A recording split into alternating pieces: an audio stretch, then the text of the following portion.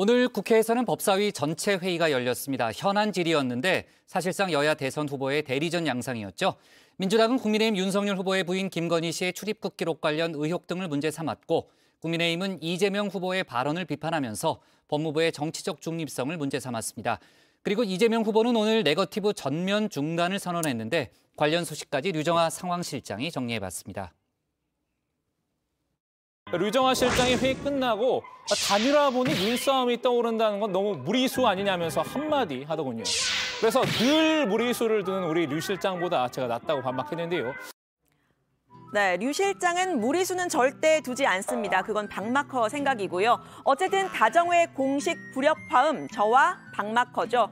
오늘 박마커가 회의에 불참을 했는데 알터니가 빠진 기분이 전혀 아니라 할 일이 늘어나더라고요. 얼른 돌아와서 일하길 바랍니다, 박마커. 네, 오늘 국회에서도 불협화음이 제대로 나왔습니다. 법사위 현안 질의가 열린 건데요. 그동안 여야 간 설전이 오갔던 주제들 보시면 대부분 법사위 현안들이죠.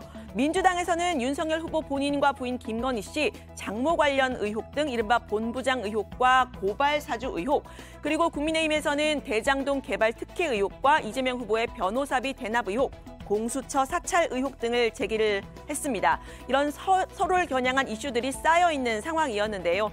일단 민주당은 오늘 회의장에서 윤 후보 부인 김건희 씨의 녹취록을 틀었습니다. 김 씨가 제보할 게 있으면 말하라, 한동훈 검사장에게 전달하겠다 하는 대목인데요. 김 씨가 이 한 검사장과 여러 번 통화하고 또 카톡을 했다는 판결문 내용을 인용을 하면서 김 씨가 검찰 수사를 지휘한 거냐 공세를 폈습니다. 처음에는 이 녹음이 나오기 전에는 윤석열 후보랑 통화를 하는데 배우자인 김건희 씨 휴대폰으로 했나 보다 이렇게 정도만 막연하게 생각했었어요. 지금 보니까 그게 아닙니다. 배우자인 김건희 씨가 사실상 한동훈 씨한테 수사 지휘해왔던 거 아닌지 모르겠습니다. 네, 국민의힘은 이재명 후보의 거리 연설 발언을 문제 삼았습니다. 제가 지면 검찰이 없는 죄를 만들어서 감옥에 갈 것 같다라고 했던 발언인데요. 검찰을 폄훼하는 발언 아니냐, 법무부 장관은 어떻게 생각하느냐 물은 겁니다. 장관님, 여당의 대선 후보가 이번 대선에서 지면 검찰이 없는 죄를 만들어 감옥에 보낼 것이다, 이렇게 공개된 장소에서 발언을 해요. 지금 박범계호 검찰은 대통령이 누가 되느냐에 따라서 없는 죄도 만들어내는 그런 검찰인 것이죠. 그렇죠? 그 말씀도 안 되는 말씀 질문하지 마십시오. 자. 네, 오늘 법사위 출연자는 법무부 장관과 여야 의원들이었지만요. 정작 주인공은 여야 대선 후보들이었던 듯합니다. 특히 민주당은 윤 후보의 부인 김건희 씨에 대한 공세에 화력을 집중했습니다. 국민의힘은 대장동 특검을 요구하면서 현안 질의를 하자고 했을 때는 민주당이 거부를 하더니 오늘은 이 김 씨에 대한 공세를 하려고 회의를 열었냐 이렇게 비판을 했는데요. 여권에서는 김 씨가 2004년경에 체코와 중국 여행 기록이 출입국 기록에 있느냐 없느냐 이 문제를 제기했습니다. 여야 의원들 그리고 법무부 장관이 설전을 주고받았는데 서로 대선 후보를 향한 눈도장 찍기냐 이렇게 말을 했습니다. 정말 어이가 없고 기가 찹니다. 오늘 현안질의 이 답변 드리려고 한 겁니까? 대통령 후보 부인의 출입국 그거 있느냐 없느냐 확인하려고 지금 현안질의 하는 겁니까? 법무장관, 박봉계 법무장관 참 나쁜 장관이에요. 정말 뭐라고 답을 했습니까? 아니, 장관 며칠 안 남았는데 장재원 간사님, 민주당 무슨 네? 공세워가지고 복귀하는 거 지금 뭐 눈도장 찍고 있습니까? 한심한 짝이 없는 장관이에요. 정말 제가 어이가 없어가지고. 장재원 간사님, 정말 법무장관이 저런 식으로 정치에 개입하고 이런 식으로 제가 뭐를 확인해 줬길래 그렇게 노여워하십니까? 정말 출입국 기록이 뭐 어쨌다고요? 제가 뭐라고 저런 했습니까? 식으로 이거 하나 들으려고. 아이고, 내 정말 법무장관, 대한민국 법무장관 수준이 한심합니다. 이상입니다. 제가 확인해 드릴 수 없다고 한 것 외에는 없지 않습니까? 체코 여행과 관련되는 대선은 당사자께서 갔다 오신 걸 인정했지 않습니까? 그렇기 때문에 그 법이 내에서 제가 말씀을 드렸던 것이고. 의원님들 잠깐의 해명의 기회를 드린 거예요. 짧게 말씀해 주세요. 제가 이해한 바하고도 약간 다르게 말씀하셔서 그래요. 아니, 잠깐만 들어보세요. 내가 장관의 답변에 대해서 위원장한테 얘기한 거예요. 그러니까 제가 그거 들어보니까 아까 장관이 말씀하신 걸 약간 오해하신 것 같아서 말씀하신 거예요.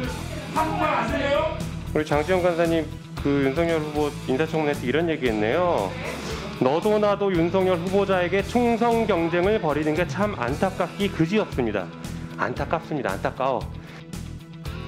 네, 법사위에서 여야가 이렇게 후보를 대리한 난타전을 벌인 이유, 대선이 그만큼 임박했다는 거겠죠. 잠깐 여론 상황 살펴보고 갈 텐데요. 오늘 여론 상황실은 백다혜, 유정화의 다정 크로스 발제로 가보겠습니다. 백반장 나와주세요.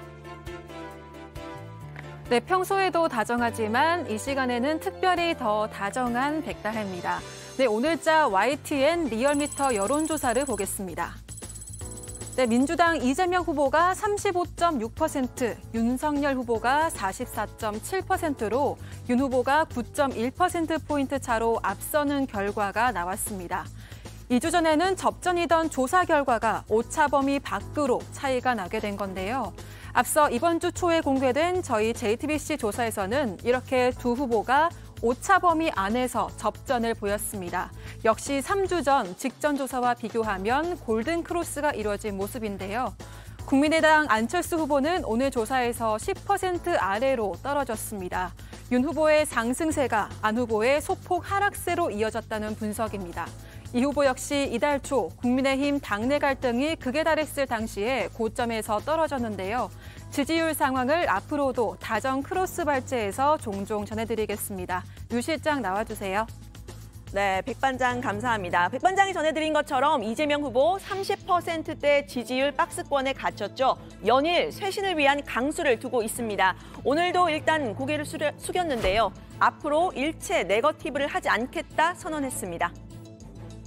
실망감을 넘어서 역대급 비호감 대선이라는 말을 들을 때마다 국민 여러분께 뵐 면목이 없습니다. 저 이재명은 앞으로 일체 네거티브를 하지 않겠습니다. 네거티브를 확실하게 중단하고 오로지 민생, 미래, 국민들의 삶에 대해서만 말씀드리겠습니다. 야당도 동참해 주십시오. 네, 최근 대선판을 뒤덮고 있는 이 네거티브 공방, 주범은 두 개의 녹취록이죠. 이 후보의 욕설 녹취 파일과 또 김건희 씨의 7시간 녹취록입니다. 이 후보는 김 씨의 녹취록을 소재로 윤 후보를 공격하지 않겠다 공언을 했는데요. 저는 김건희 씨 녹취록 얘기를 할 생각은 전혀 없고요. 아, 그래요? 우리 윤석열 후보님 혹시 보시면 그건 방어 준비 안 하셔도 됩니다. 뭐 그런 얘기는 안 할 생각이고요. 예. 그 뭐 언론에서 검증하면 될 일이고 국민들께서 판단할 일이니까 후보가 돼가지고 대한민국 경영하겠다는 사람들이 무슨 녹취록이 어쩌니 할 필요는 없을 것 같습니다. 네, 여야 공방에서 네거티브, 즉 너는 이래서 안 된다 하는 공방을 빼면 이런 이유 때문에 나를 뽑아줘 하는 정책 논쟁이 남을 텐데요. 이 후보는 정책에서는 본인이 우위를 점할 수 있다고 본 듯합니다. 연습 없이 바로 대통령을 수행할 수 있는 사람, 저 이재명이다라고 이야기를 했는데요. 성남시장과 경기지사 시절 민생 정책을 성공시킨 점을 강조했습니다. 최근 이 후보를 지원하고 있는 이낙연 전 대표 역시 이 점을 강조하고 있죠. 너를 한 번도 져본 적이 없는 사공을 고를 것이냐? 너를 져본 적이 있는 사공을 고를 것이냐? 여러분은 누구를 고르시겠습니까? 네, 최근 메타버스를 타고 경기도를 순회 중인 이 후보, 바닥 민심을 훑으면서요, 눈물을 흘리는가 하면 큰절을 하면서 한껏 몸을 낮추고 지지를 호소하고 있는 모습입니다.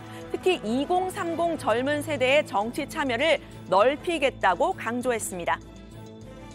비 오는데 우산 쓰면 다른 사람에게 방해될까 봐 우산도 안 쓰신 여러분, 이제 20, 30대 이하 우리 청년들에게 이 나라 정책 결정에 참여할 기회를 높여주겠다. 20, 30대에게 최소 30%의 지방선거 공천을 보장하겠다. 이렇게 약속하셨습니다. 앞으로는 정말로 국민을 하늘처럼 두려워하고 하늘처럼 존중하면서 하늘로 모시고 하늘의 뜻을 제대로 따르겠구나 라고 생각하게 하겠다고 저희가 발버둥 치고 있습니다, 여러분.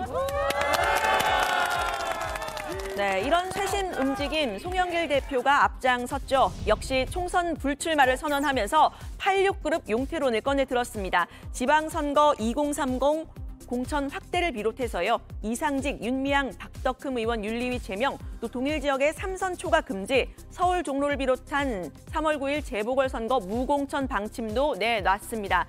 앞서 이재명 후보의 측근 의원 그룹이죠. 7인 회의 2선 후퇴 선언에 이어서 매일 이렇게 쇄신안을 내놓고 있는 건데요. 국민의힘에서는 그 쇄신안 현실성이 떨어진다고 했습니다. 특히 이 무공천 방안의 경우에는 너무 임박한 시점이라는 겁니다. 실질적으로 그 약속이 지켜질지도 저희는 약간 의문이고 그런 결정을 하려면 좀 이른 시점에 했었어야죠. 그러니까 선거 공천이 실질적으로 1, 2주 내로 다가온 상황 속에서 그런 급작스러운 변화가 과연 민주당 내에서 받아들여질지 좀 의문입니다.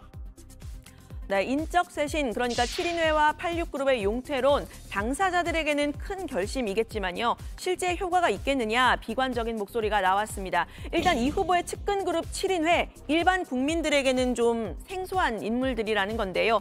측근 그룹의 2선 후퇴가 영향을 미쳤던 기억, 김대중 전 대통령 당선 직전에 권노갑, 이훈평 전 의원 같은 동교동계 중견 인사들이 임명직을 맡지 않겠다라고 선언을 했을 때인데요. 그때에 비해서는 무게감이 떨어진다는 지적입니다. 86그룹 용퇴론 역시 당장 이제 누가 물러날 거냐 했을 때 송영길 대표에 이어서 추가로 선언할 상징적인 인물이 보이지 않는다, 이런 이야기가 나왔는데요.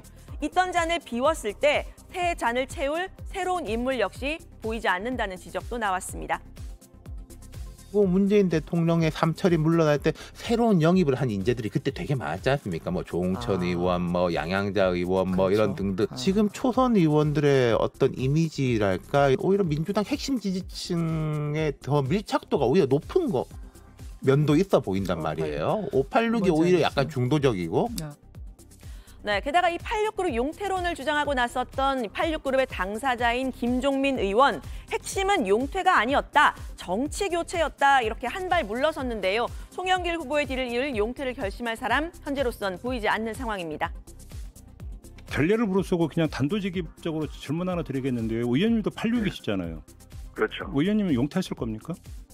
그러니까 지금 용퇴 문제가 핵심이 아니고요. 이 제도를 용퇴시키기 위해서 우리가 힘을 합치자, 노력하자. 네, 민주당이 연이어 내놓고 있는 이 쇄신안들, 유권자들의 표심에 어떤 영향을 미칠지 앞으로 좀 지켜봐야 할 것 같고요. 잠깐 여기서 두 번째 여론 상황실 가겠습니다. 역시 다정 크로스 발제 백반장 나와주세요. 네, 다시 다정한 백반장입니다. 네, 이번에는 이번 선거의 핵심 쟁점인 성별 여론조사 결과만 떼서 보려고 하는데요. 오늘자 YTN 리얼미터 여론조사 결과 보겠습니다. 남성의 경우 이재명 후보가 36.4%, 윤석열 후보가 46.8%로 윤 후보가 10%포인트 정도 높았습니다. 여성의 경우에도 이 후보 34.8%, 윤 후보가 42.7%로 남성보다는 격차가 적었지만 오차 범위 밖에서 윤 후보가 앞섰는데요. 저희 JTBC 자체 조사에서도 여성 응답자들의 지지율 오차 범위 안에서 윤 후보가 앞선 것으로 나타났습니다. 최근 윤 후보는 지지율이 반등했는데요. 이대남 표심 공략이 주요했다는 분석이 나오고 있습니다. 여권 일각에선 20대 여성 혹은 여성층의 반작용이 있지 않겠냐는 얘기가 나왔지만 수치상으로는 뚜렷하게 드러나지 않은 건데요. 여성 표심에서도 윤석열 상승, 이재명 주춤이라는 전체 흐름과 다르지 않게 나타난 겁니다. 다시 류 실장 나와주세요. 네, 감사합니다, 백반장. 네, 국민의힘 지지율 반등 요인 이대남 공약 정책이었죠. 성별과 세대를 갈라치기 하는 거 아니냐, 이런 비판을 받았습니다. 여기에 맞선 민주당의 전략은 갈라치기가 아니라 통합과 포용의 정치를 하겠다라는 거였는데요. 이 후보는 힘들어도 뚜벅뚜벅 가겠다고 했었습니다. 이 분열과 이 증오를 이용해서 40, 50대 포위에서 이겨보자. 이 세대 포위론 말이 되는 소리입니까, 여러분? 세대를 포용해야지요. 같이 살아야지요. 네, 원칙적으로는 맞는 말이지만 이 이대남 공약이라는 공격적인 전략에 비해서는 좀 안이했던 것 아니냐, 이런 지적도 나왔는데요. 최근 고 박원순 서울시장의 성폭력 사건 피해자가 쓴 나는 피해 호소인이 아닙니다라는 책이 나왔죠. 이 피해 호소인이라는 단어, 여권 인사들이 주도해서 만든 신조어입니다. 국민의힘은 이 점을 들어서 민주당과 여성가족부가 남성도 여성도 제대로 대변하지 못하고 있다고 공격하고 있죠. 민주당은 피해 호소인이라는 표현을 썼습니다만 여가부는 최초에 피해 고소인이라는 표현을 썼습니다. 그러니까 여성 피해자의 권익을 챙기겠다는 부처에서 이 정치적 사건에서 피해자의 편을 들지 않고 침묵하다가 비겁한 프레임을 사용했다. 네, 대선이 42일 남았습니다. 설 밥상 민심을 좌우할 거라고 봤던 대선 후보 양자 토론은 법원의 결정으로 일단 무산이 됐는데요. 표심을 가를 여야의 움직임 앞으로도 다정회에서 전해드립니다. 오늘 발제는 이렇게 정리합니다. 대선 후보 대리전된 법사위, 네거티브 중단 전격 선언한 이재명.